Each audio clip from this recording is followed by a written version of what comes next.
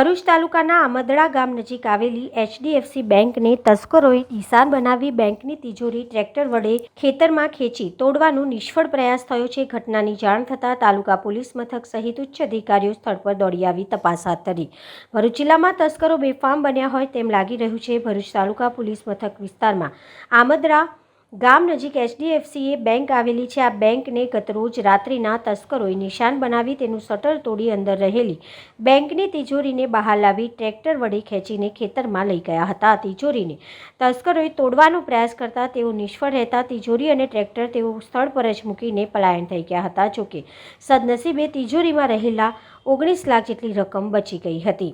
આ તસ્કરોએ આમદડા ગામમાંથી જ ટ્રેક્ટર ચોરી કરીને લઈ ગયા હોવાનું માલુમ પડ્યું છે। જ્યારે ટ્રેક્ટર સ્થળ પર નહીં મળતા તેનો માલિક તેની શોધખોળ કરવા નીકળતા HDFC બેંકનું શટર તૂટ્યું હોવાનું માલુમ પડ્યું। આ ઘટનાની જાણ તાલુકા પોલીસ મથકમાં કરવામાં આવતા તાલુકા પોલીસ સહિતના ઉચ્ચ કક્ષાના અધિકારીઓ પણ સ્થળ પર દોડી આવતા તપાસ હાથ ધરી છે।